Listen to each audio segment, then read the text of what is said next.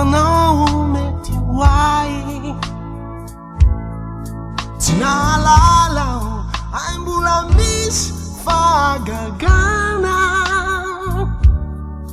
fa ny fanahiny de hery sy fahazavana fa maro ny mino nefa tsy manana ny fanahy Natakalo ny fomba lasa mafy fo be ahiahy ka ny marina ny Baiboly indray no hadino ka tsy miorina tsy mafy nefa mba mino maro ireo fomba fanao nataon'olombelona tompon-toerana izao fa ny fanahy hery ny finona atahorana ny fatorana raha avy ny andro anoloranao tena anarahanao ny ray de Angataho ny Fanahiny Ho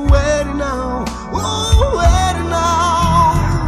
fa matiavok'izay mino an'Andriamanitra nefa tsy manana ny fanahiny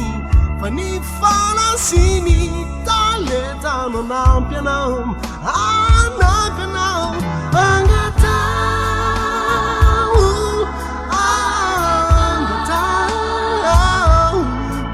Angataho ny fanahiny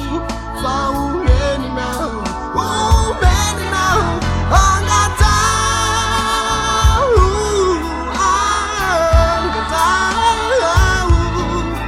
Angataho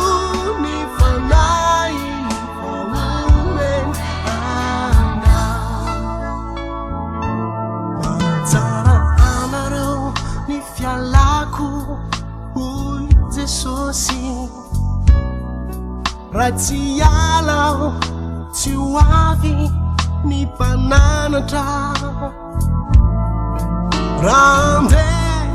ho any amin'ny laina ny rakayao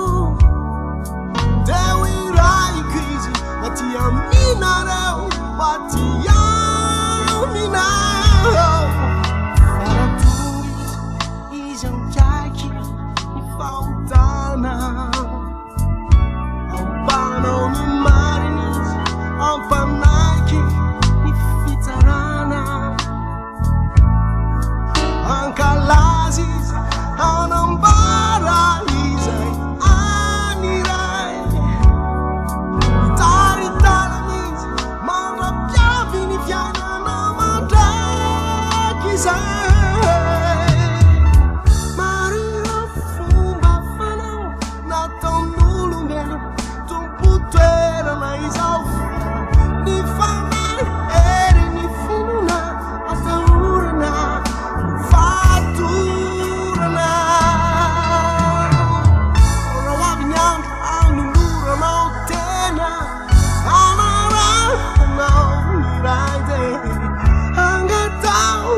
ny Fanahiny Ho herinao fa matiavok'izay mino an'Andriamanitra nefa tsy